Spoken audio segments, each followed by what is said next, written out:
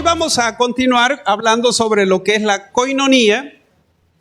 Libro de los Hechos, capítulo 2, versículo 42.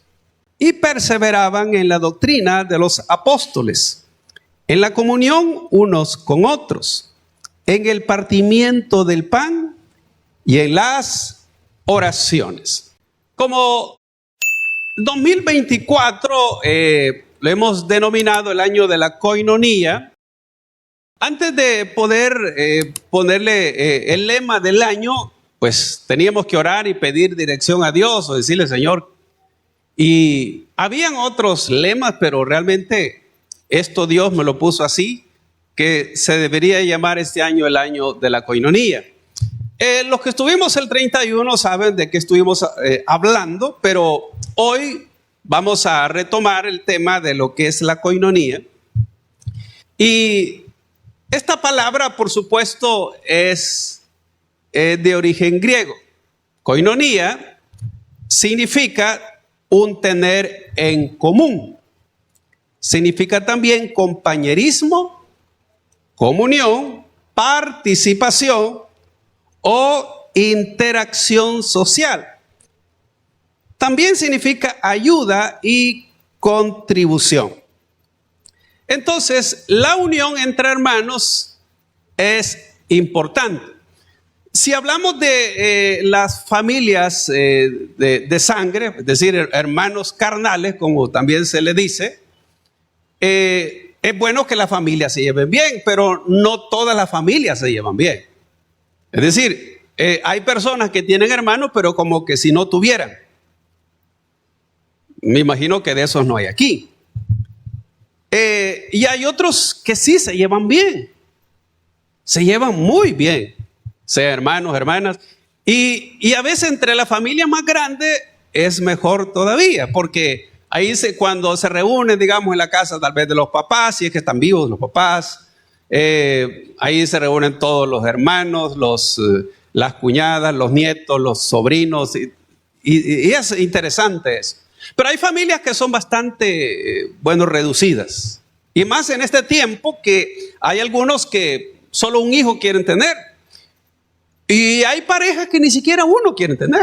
Allí sí es un problema, ¿verdad? Porque, ¿me entiendes? Eso sí es problemático cuando no hay suficientes miembros en la familia. Pero como familia, como iglesia, como la familia de Dios, realmente la iglesia no tiene que ser un lugar nada más donde yo asisto, sino es un lugar donde yo convivo con las demás personas. Yo me llevo bien con los demás, yo tengo relación con los demás, tengo comunicación con los demás, hay una interacción. Entonces, de hecho, a esto es lo que nos llama la palabra del Señor. El texto que leímos de Hechos 2:42 nos dice de cómo funcionaba la iglesia en un principio. La iglesia nació en Pentecostés. ¿Por qué decimos que nació en Pentecostés? Porque allí fue cuando estaban reunidos los 120. Pentecostés era una fiesta que se celebraba 50 días después de la Pascua. Jesús, después que murió y resucitó, se le apareció a sus discípulos por 40 días. Y después les dijo, miren, quédense en Jerusalén hasta que sean investidos de poder de lo alto. Y la Biblia dice que ellos obedecieron. Entonces, en Hechos 1 vemos que el Señor asciende a los cielos y los discípulos se quedaron reunidos en el aposento alto, esperando la promesa. Entonces, cuando llegó el día de Pentecostés, como ustedes saben, Hechos capítulo 2, dice que vino un gran viento recio que sopló sobre todos, sobre la casa y fueron todos llenos del Espíritu Santo y comenzaron a hablar en otras lenguas según el Espíritu les daba que hablase. Entonces, allí fue que nació la iglesia de Cristo. Entonces, ese mismo día, de esos 120, se unieron 3,000 personas a la predicación del apóstol Pedro. Imagínense usted, se convirtieron 3,000 en ese día. Y esa palabra se cumplió la que Jesucristo dijo, y mayores cosas harán. Hablando de aquellos que creían en Él, harían mayores cosas. Y óigame, Jesús le predicó a muchos, alimentó a 5,000, a 4,000, pero no vemos que haya habido una conversión de una cantidad así. Entonces Pedro hizo esas mayores cosas que dice la Escritura que harían. Y que se hayan convertido 3,000 personas. Ahora, ¿cómo era la comunión entre esos hermanos recién convertidos? Que la iglesia comenzaba a multiplicarse. El libro de los Hechos, en el mismo capítulo, el 2:42, dice, y perseveraban en la doctrina de los apóstoles. Doctrina significa enseñanza. Es decir que, recuérdese usted que Jesús llamó a 12. Y esos 12 tenían las instrucciones de parte de Jesús. Ellos habían sido discipulados por el Señor. Entonces los apóstoles les enseñaban según lo que Jesucristo les impartió. Entonces, por eso dice que perseveraban en la doctrina de los apóstoles, en la comunión unos con otros. Ahí es donde se utiliza esa palabra koinonía, en la comunión unos con otros. En el partimiento del pan,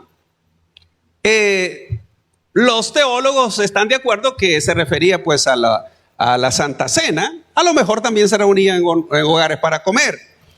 Y dice en las oraciones. Note que todo esto es parte de la misma koinonía o comunión.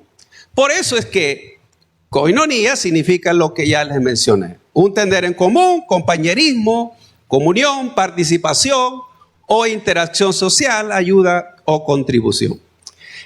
De ahí, pues, amados, el hecho de que Dios desea que como iglesia, como cuerpo de Cristo local, uno pueda ser unido. Claro, vemos nosotros más adelante en la epístola, la primera epístola que el apóstol Pablo escribe a los Corintios, la iglesia estaba un poco dividida. Dice la Escritura que unos seguían a Apolos, otros a Pedro, otros y se habían como, cada quien, habían divisiones dentro de la iglesia. Estoy hablando años posteriores. Entonces, pero la iglesia originalmente era una iglesia muy, muy unida. Ahora bien, según la Escritura, nosotros fuimos creados para formar relaciones con otras personas. Todos los que estamos aquí necesitamos tener relaciones con otras personas. Necesitamos, amados, el poder de Dios en nuestras vidas, pero también necesitamos a personas alrededor nuestro. No solo la familia. Es decir, la familia es lo esencial, de hecho, pero de ahí se extiende. De ahí se extiende. No podemos limitarnos solo a la familia de sangre. Mire lo que dice Proverbios 18:24. El hombre que tiene amigos ha de mostrarse amigo, y amigo hay más unido que un hermano. Entonces, fíjese bien, es probable que todos aquí tengamos algún amigo en la iglesia, no sé. Pero también hay otras personas que tienen más amigos que no son cristianos. Y eso está bien, pero habría que ver si esos amigos influyen en usted o usted influye en ellos. Porque ese es el detalle, porque hay personas que se dejan influenciar mucho por los amigos que tienen. El Señor le dijo a Jeremías que se conviertan ellos a ti, pero tú no te conviertas a ellos. Es importante, si usted tiene amigos que no son cristianos, pues magnífico, pero ¿quién es el que influye? ¿Quién es el que, la persona a la cual quizás usted imita o hace? Recuérdese que uno se convierte en aquellas personas con quien más se relaciona. Y la Biblia así lo dice. Entonces, por eso es importante saber con quiénes yo me llevo. ¿Me llevo más con gente no cristiana o me llevo más con gente que son creyentes? Y como digo, según la palabra, Dios nos manda precisamente a tener esa buena relación. Encontramos nosotros que cuando Dios creó a Adán y Eva, más bien dicho a Adán, primeramente, los animales tenían pareja, Adán vivía en un ambiente tranquilo, no tenía esposa, no tenía suegra, pero tenía paz. Vivía bien. Entonces, pero había algo que a él le faltaba. Dice que para él no se halló ayuda idónea. Entonces fue así que Dios dijo, Génesis 2:18, y dijo Jehová Dios, no es bueno que el hombre esté solo, le haré ayuda idónea para él. Ahora notemos, por supuesto, que Adán ya había trabajado. Aquí de seguro ya le había puesto nombres a los animales, trabajaba el huerto, pero él de seguro sentía como un vacío. Entonces Dios creó la unión. Y por supuesto aquí muchos lo usamos para hablar del matrimonio y todo eso. Así que no es la voluntad de Dios que uno viva en soledad. Fuimos creados para tener amistades con otras personas. No importa si usted se casa o no. Eso es muy importante. No importa si es joven, es anciano. Es necesario tener gente de apoyo. Pero por supuesto que las personas con quienes nos llevemos sean personas que sumen, no que resten. Porque hay personas que tienen así, personas que le suman, pero hay otras que le restan. Entonces, eso también, como digo, es importante. Ahora, la Biblia dice que debemos ayudarnos mutuamente. Es decir, que como creyentes, uno encuentra en las epístolas que hay muchas cosas que debemos hacer en común para ayudarnos. Entre esas, mire lo que dice Gálatas 5:13. Gálatas 5:13. Porque vosotros, hermanos, a libertad fuisteis llamados. Solamente que no uséis la libertad como ocasión para la carne, sino servíos por amor los unos a los otros. Note bien que aquí habla de ese servicio. ¿Y cómo tiene que ser ese servicio? Por amor. Los unos a los otros. Algunas personas piensan que por servir nosotros nos bajamos mucho.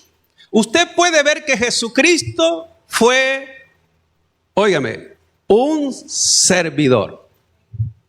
Jesucristo dijo, yo no he venido a ser servido, sino a servir y a dar mi vida en rescate por muchos.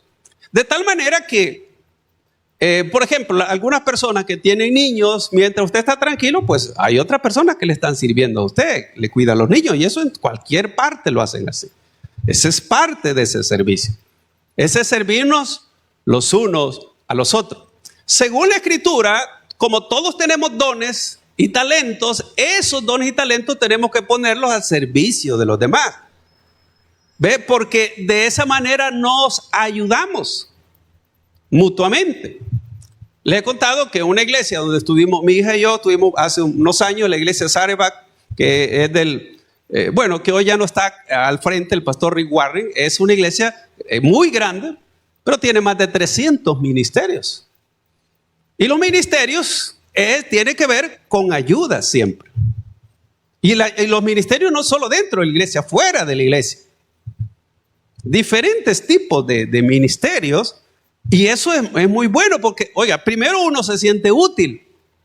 Segundo, cuando usted tiene amor y sirve, se siente bien porque está ayudando a otras personas. Entonces, por eso es importante, como dice acá, poder servirnos los unos a los otros, pero tiene que ser en amor. Ahora, la Biblia llama también a esto compañerismo. Y aquí tenemos que ver un par de versículos, Gálatas 2:9. Mire lo que dice Gálatas 2:9. Y reconociendo la gracia que me había sido dada, esto lo dice el apóstol Pablo, Jacobo, Cefas, que es mismo Pedro, y Juan, que eran considerados como columnas hablando de la iglesia, nos dieron a mí y a Bernabé la diestra, o sea, la mano derecha, pues, en señal de compañerismo, para que nosotros fuésemos a los gentiles y ellos a la circuncisión, es decir, a los judíos. Note que el apóstol Pablo fue llamado a servir o a ser el apóstol de los gentiles. Pero dice acá que estas personas, tanto Jacobo, Juan como Pedro, los apoyaron. Les dijeron, mire, nosotros aquí estamos también para apoyarles. Ellos se van a los gentiles. De hecho, usted ve que el apóstol Pablo fue el que abrió todas las iglesias que se conocen del antiguo tiempo. Ve las iglesias después de Cristo. Entonces, y fue a quien les escribió esas epístolas que nosotros vemos. 3 epístolas. Entonces, fue el apóstol Pablo. Pero tuvieron gente que estaban con ellos para apoyarlo. Entonces, ese compañerismo es bueno. Luego, hay un pasaje también conocido en Eclesiastés 4, del 9 y 10. Mire lo que dice acá. Mejores son 2 que 1, porque tienen mejor paga de su trabajo. Y eso lo ven en el caso de los que están casados, ¿verdad? Cuando trabajan los dos, pues se siente más liviana la carga, ¿no? Entonces, ahora mire, porque si cayeren, el uno levantará a su compañero, pero ay del solo, que cuando cayere no habrá segundo que lo levante. Entonces, note que eso también en la vida cristiana es importante. Hay muchas personas que se desaniman, ya no quieren venir a la iglesia, pero cuando tiene otras personas que le apoyan, que le dicen estamos orando por ti, te extrañamos en la iglesia, pero si no nos llevamos con demás personas, ¿y qué es lo que decimos? Pues nadie se acuerda. Nadie se acuerda de mí. Pero es por eso, Dios quiere que tengamos ese apoyo. ¿Ve? Porque eso nos ayuda cuando uno está desanimado. Yo no sé si alguna vez usted se ha desanimado, no quiere venir a la iglesia. Pero vea usted cuán importante entonces tenemos de tener gente con la que nos llevamos y nos apoyamos. Pero si no tenemos, dígame usted, ¿cómo? Ahora, la vida cristiana es entendida para ser llena de comunión, para compartir los unos con los otros. Usted ve, tenemos a un solo Señor, una misma fe, tenemos las mismas batallas, tenemos una común salvación como le llama la Escritura, oramos al mismo Dios, todos amados lo adoramos a Él y vivimos o luchamos para vivir para Él. Entonces, todas estas cosas son importantes de saber que lo que nos une es precisamente el tener a un mismo Padre como Dios. Entonces, Dios ha diseñado una red de apoyo en la iglesia. Así que, amado, la iglesia no es solo el lugar donde puedo llegar. La iglesia no es un evento a la cual asistimos. La iglesia es la familia que Dios estableció y donde Dios nos plantó. Óigame, no hay iglesia perfecta, no hay pastores perfectos, no hay miembros perfectos, todos tenemos defectos. Pero ¿sabe qué? La Biblia habla que hay que aprender a soportarnos los unos a nosotros, hay que tener paciencia los unos con los otros, porque hasta los discípulos tuvieron problemas. Entonces todos somos distintos. Si usted tiene familia carnal, todos tienen sus defectos, pero usted así los quiere. ¿Sí o no? Bueno, me imagino, ¿verdad? Pero entonces uno con los defectos quiere a las personas o los ama aún con esos defectos. Entonces, porque, óigame, si yo no acepto a los demás, si yo no me llevo con los demás, entonces, ¿qué es lo que Dios ha hecho en mí? ¿Cómo yo puedo relacionarme con los demás? Realmente cuando veo que los demás fueron limpios con la misma sangre que yo fui limpio, que los demás fueron perdonados así como yo fui perdonado, que los demás, amados, en verdad aman a Dios, a lo mejor así como yo amo a Dios. Es decir, uno tiene que darse cuenta que Dios nos estableció en un lugar y ese lugar debe ser el lugar que usted diga, esa es mi casa, esa es mi familia. Hablando espiritualmente, ¿no? ¿Ve? Y que uno sentirse parte de. Así que es importante saber si yo me estoy haciendo a un lado. Porque hay personas que no les gusta relacionarse con los demás. Pero cuando somos así, entonces es que quizás yo me creo mejor, más importante. Yo no me quiero mezclar con la chusma, ¿verdad? No quiero que hablen de mí. Yo soy más especial. Es decir, todas esas cosas uno tiene que darse cuenta que delante de Dios somos iguales. Delante de Dios, amados, no hay incluso personas que tengan ni título. Usted sabe que terrenalmente a veces las categorías cambian, pero delante de Dios no hay nadie que sea más grande que el otro. Todos somos iguales delante de Dios. No hay quien pueda decir, mire, es que yo soy.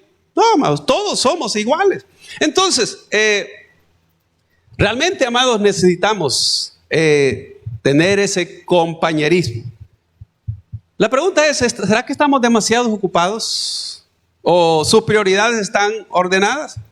Miren lo que la Biblia nos dice en Hebreos 10:25. No dejando de congregarnos como algunos tienen por costumbre, sino exhortándonos, y tanto más cuando veis que aquel día se acerca. Ahora, note que uno, como dice, no debe dejar de congregarse. Hay personas que poco a poco se van desligando de la iglesia. Poco a poco. Faltan un domingo, faltaron un día de la semana, después falta el domingo, después otro día, después otro día. Y después ya no quieren. ¿Sabe cómo fue que el Lot fue a parar a Sodoma y Gomorra? Se separó de Abraham y comenzó a vivir su vida como él quería. Y dice que fue poniendo sus tiendas hasta llegar a Sodoma. Poco a poco se fue alejando. Cuando uno se aleja de la comunión de los hermanos, se va enfriando. Y mire usted, un animal de presa, qué fácil es cuando se sale de la manada. Lo comienza a seguir el león o lo que sea, amados, y ahí lo pesca. Entonces, por eso es bueno estar unidos. Y si alguien, por ejemplo, si usted tiene un hermano o hermana y usted se siente desanimado, mire, ayúdeme a orar porque me siento así. Pero si usted ni dice nada, ni tiene a nadie, ¿quién va a orar? ¿A quién le va a decir? ¿Y cómo se va a sentir apoyado? Dice aquí que no hay que dejar de congregarse, amados, como algunos tienen por costumbre, sino exhortándonos. La palabra exhortar significa animar. Pero también significa, pues en algunos casos es como, ¿y qué te pasó, hombre? O sea, es como darle una regañadita, ¿verdad? Pero es, más que todo, es en el sentido de animar a los hermanos. ¿Ve? Eso de animar es bien importante. Hay muchas personas que necesitan ser animadas. ¿Ve? Luego, amados, uno debería involucrarse en los ministerios de la iglesia. ¿Por qué? Porque el compañerismo y las relaciones personales son necesarias. Cuando alguien está involucrado en un ministerio, le es más fácil llevarse con otras personas. Pero, por ejemplo, si usted pues no se involucra, por ejemplo, viene, por decirlo, ¿verdad? Viene tarde y se va rápido, ¿cómo se relaciona con alguien? No se puede. No se puede. Aquí no tenemos tampoco el espacio, ¿verdad? Para decir, mire, ahí nos vemos en la cafetería o algo por el estilo. Entonces, no tenemos lugar así. Pero, hermanos, es importante que usted se sienta parte de. Le pregunto, y no me responda, ¿usted se siente parte o se siente como a un lado? ¿Siente que pertenece o no? Todo eso es importante. ¿Cómo usted se siente en verdad? Porque eso me ayuda a mí. Es decir, a cada uno nos ayuda. Fíjese bien, no podemos alcanzar la madurez espiritual solos. Necesitamos de la ayuda de otro cristiano para poder crecer. Y hay un pasaje que es bien conocido en el libro o epístola a los Efesios, capítulo 4, del 11 al 16. Mire lo que dice acá. Efesios 4, 11 al 16.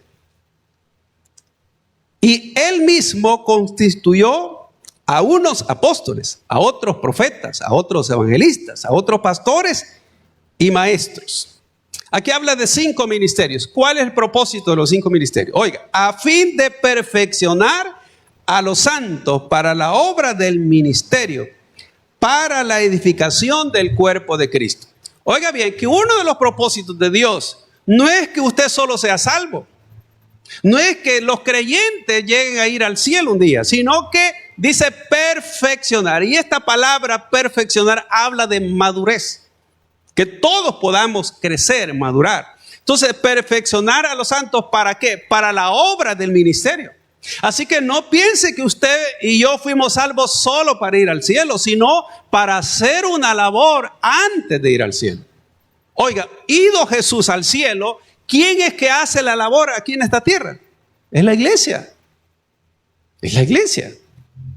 Entonces, dice acá que todos necesitamos hacer esa labor. Entonces, note, dice para la obra del ministerio, para la edificación. Edificación significa en el griego construir. Edificar es construir. Versículo 13, hasta que todos lleguemos a la unidad de la fe y del conocimiento del Hijo de Dios, a un varón perfecto, a la medida de la estatura de la plenitud de Cristo. O sea que no podemos nosotros conformarnos así nomás. De decir que yo creo que con solo que sea salvo suficiente, sino que uno dice que debe de crecer. ¿Y cuál es la medida que tenemos? La estatura de Cristo. Eso sí es difícil porque uno dice, ¿cómo yo me voy a llegar a parecer al Señor?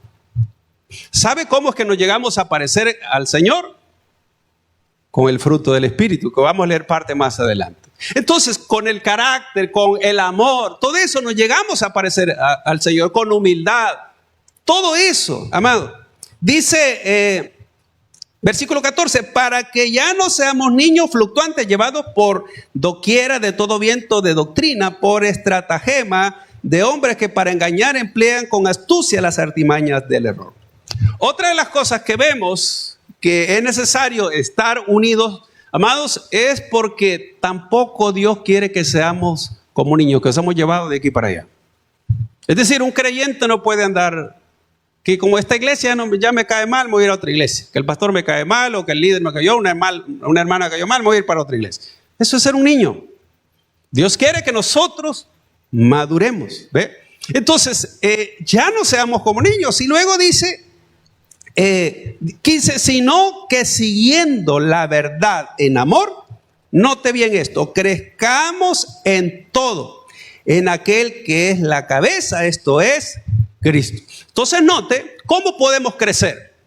Usted no crece solo, crecemos cuando hay esa comunión, ese compañerismo, cuando hay esa entrega, cuando servimos a los demás, todo eso, cuando pasamos incluso dificultades, es parte del crecimiento que nos ayuda, amados, a ser sólidos. Y al final, 16, de quien todo el cuerpo bien concertado y unido entre sí por todas las coyunturas que se ayudan mutuamente según la actividad propia de cada miembro. Note que en el cuerpo de Cristo todos tenemos una función. Todos. Le pregunto, En el cuerpo Dios nos puso algún miembro que no sirve para nada. ¿Verdad que no? Todo tiene una función. Todos hacen una función.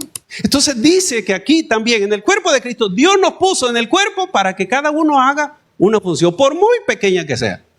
Y usted sabe que en el cuerpo hay órganos que hacen una función y hay miembros también que hacen una función que son cruciales, que son vitales. Y hay otro que la función es muy pequeña la que hace, pero hacen una función. Imagínense usted y yo no tuviera uñas, por ejemplo. ¿Cómo se rasca? Pues tiene que buscar un rascador ahí para una corcholata o algo, ¿no? Entonces, todos tenemos una función. Así que usted no puede decir, yo estoy en el cuerpo de Cristo, pero yo no tengo nada que hacer. Todos tenemos una función, pero hay que ponernos al servicio de Dios. Decirle, Señor, ya le he dicho al Señor, úsame. Ahora, pero para que usted le diga al Señor, úsame, usted tiene que saber en qué lo quiere usar. ¿Sí o no? Pero además tiene que estar disponible. Pero si usted no está disponible, ¿a quién va a usar? No va a usar un inconverso. Tiene que usarlo usted. ¿Ve? Porque para eso Dios nos colocó ahí. Entonces, dice, recibe su crecimiento para ir edificándose en amor. Note que la base de todo es el amor. La base, lo que es la comunión o el compañerismo o en la coinonía es el amor. Si no tenemos amor, no somos nada. Es decir, necesitamos primero saber cuánto amor tenemos por el Señor y por nuestro prójimo. Porque eso, amados, es lo que a nosotros determina realmente qué tipo de creyentes somos o qué tipo de personas somos. Así que, amados, las actitudes positivas en el cuerpo de Cristo traen vida, paz y armonía. Pero las actitudes negativas traen muerte, traen trastorno y falta de armonía. Por eso es bueno tener buenas actitudes como creyente. El Señor, amados, desea que cada miembro del cuerpo de Cristo sea una expansión positiva de su propia vida, de naturaleza y carácter. Es decir, que nosotros extendamos aquello de lo que Él es. Pero para extenderlo yo tengo que recibir del Señor. Entonces, y así pasarlo a otros. Amados, deberíamos amarnos y perdonarnos los unos a los otros para que la comunicación entre creyentes sea establecida y mantenida. Si usted no aprende a perdonar y no aprendemos a amar, no podemos funcionar. ¿Ve? Entonces necesitamos perdonar a los demás. Si hay algún hermano que le cae mal, abrácelo tal vez. ¿Y si le va a quitar? Cuando aceptamos a Jesucristo como nuestro Señor y Salvador, entonces nosotros venimos a formar parte de lo que es la familia de Dios. Vea usted lo que dice Efesios 2:19. Así que ya no sois extranjeros ni advenedizos. Esta palabra, advenedizos, significa extraños, sino conciudadanos. Es decir, usted es ciudadano, yo soy juntamente ciudadano con usted. Oiga, de los santos. No de los santos que ponen en las paredes. No, sino de todos los. Imagínense que la Biblia le llama santos. Claro, si algún familiar suyo le dice, mire que yo soy santo, le digo, vos estás loco. Pero la Biblia, o sea, porque hemos sido santificados. Entonces, conciudadanos de los santos y miembros de la familia de Dios.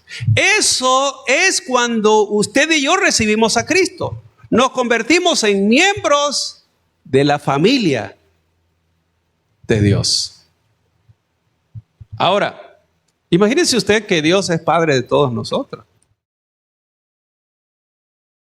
Y que el Señor, así como lo lavó los pecados a usted, le lavó el que tiene la par. Aunque usted no lo crea. Bueno, si todos somos creyentes, ¿no? Entonces por eso tenemos que aceptar a los demás.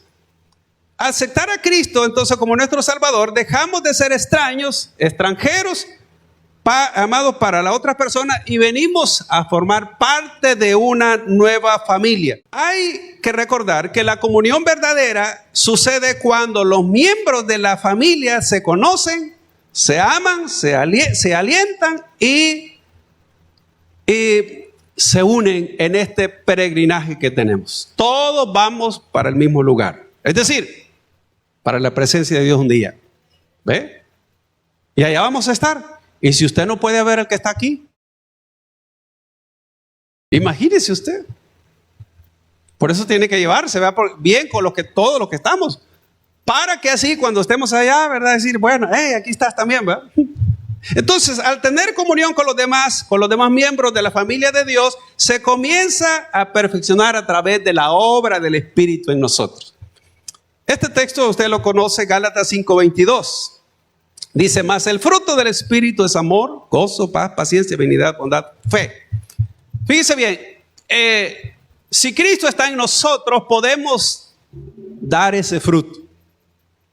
El amor, el gozo, la paz, la paciencia. ¿Ve? Esto nos ayuda. Esto es parte de lo que Dios hace. Amados, ¿cuál debe ser nuestra tarea entonces para este 2024? Buscar la unión, buscar la armonía, buscar el compañerismo, tratar de llevarnos bien con otros hijos de Dios. Y se da cuenta que eso nos va a traer a nosotros un mayor gozo, el hecho de saber que usted pertenece a y que tiene personas que lo aman. Pero para eso tenemos que acercarnos. Concluyo, amados, con algo que hace algunos años leí acá. Y como miembros del cuerpo de Cristo, lo que hacemos nosotros puede ayudar a la iglesia o puede afectar a la iglesia. Y por eso hablé sobre cómo matar a su iglesia. Y aquí hay unos pasos que le dicen a uno, si usted o le puede hacer que la iglesia recobre vida, recobre fuerza, o la mate. Pero todo eso depende de cada uno. Y oiga bien, ¿cómo puedo matar a la iglesia? En primer lugar dice, no venga.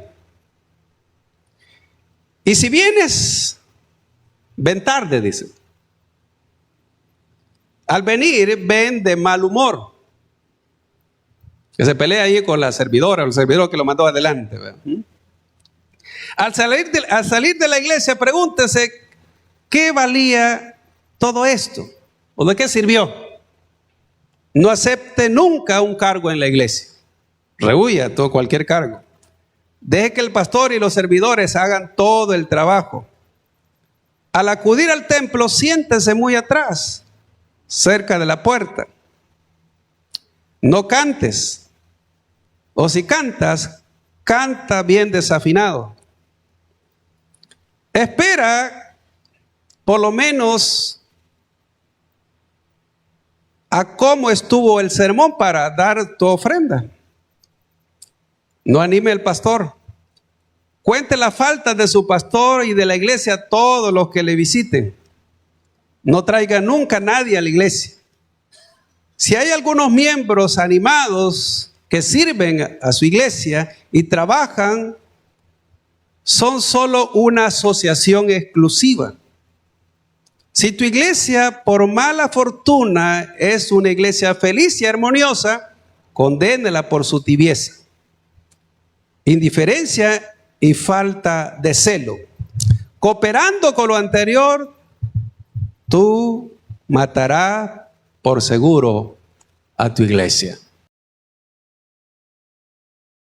Así que, para que la iglesia esté en armonía, la iglesia crezca, la iglesia esté fortalecida, todos tenemos que poner de nuestra parte. Todos tenemos que ir un poquito más allá. Así que, amados, 2024 es el año de la coinonía. ¿Sabía usted que Jesús se llevaba con toda la gente. Vea, los fariseos, los doctores de la ley, no se llevaban con la gente. Ellos creían que eran personas exclusivas, sin pecado, y ellos condenaban a los demás. Vaya a ver a Jesús. Jesús, amado, se llevaba con todos. Se llevaba con los pecadores, con los publicanos, comía con ellos. Jesús tenía amistades. ¿Con quiénes se llevaba? Vemos nosotros a Lázaro, a sus hermanas, se llevaba, ellos eran amigos de él. Cuando llamó el Señor a Mateo, dice la Biblia que esa misma noche Mateo hizo un banquete. Y sabe, llamó a todos los amigos que tenía. Y ahí estuvo Jesús, los 12 apóstoles. Y ahí Jesús les compartió también. ¿Sabe por qué? Porque Jesús dijo que los sanos no tenían necesidad de médicos, sino los enfermos. Pero aquellos no se metían con los demás, no se mezclaban con los demás. ¿Y sabe por qué no se mezclaban? Porque ellos no tenían amor por los demás. El amor es la base de todo. Si hay amor, es fácil entonces meterse, mezclarse, llevarse bien con los demás. Así que no espere que lo amen, comience a amar a usted. No espere que otro dé el paso usted. Hagamos todo nuestra parte.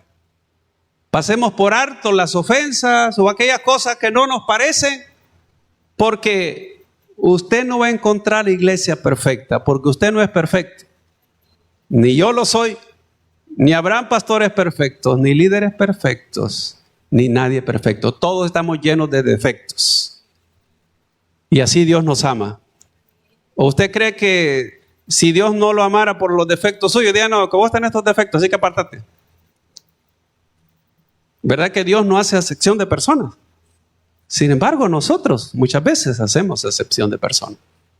Y por eso que no nos llevamos con los demás. No nos gusta meternos con la chusma. Porque nos sentimos que somos mejores. Pero como ya dijimos delante de Dios, todos somos iguales. Hemos llegado al final de este mensaje. Si usted no ha recibido a Jesucristo como su Señor y Salvador personal, o usted se ha alejado de los caminos de Dios y desea reconciliarse, yo le hago la invitación para que en esta oportunidad reciba a Cristo. ¿Y cómo lo va a hacer? Repitiendo conmigo la siguiente oración. Señor Jesús, yo te recibo hoy como mi único Salvador personal. Creo que eres Dios, que moriste en la cruz por mis pecados y que resucitaste al tercer día. Me arrepiento, soy pecador. Perdóname, Señor. Doy gracias al Padre por enviar a su Hijo a morir en mi lugar. Gracias, Jesús, por salvar mi alma hoy. Amén. Si usted ha hecho esta oración, yo le invito para que se congregue en una iglesia donde se predique el Evangelio de Jesucristo. Que usted pueda también leer la palabra de Dios para que tenga mayor conocimiento de Él y pueda orar. Orar es platicar con Dios. Y si no, le invitamos a nuestra iglesia en Tabernáculo de Restauración, acá en Soyapango, con nuestros horarios de día domingo, 8 y 10. Día de semana tenemos 2 servicios, el día miércoles y día viernes a las 6 de la tarde. Todos serán bienvenidos. Que Dios les bendiga.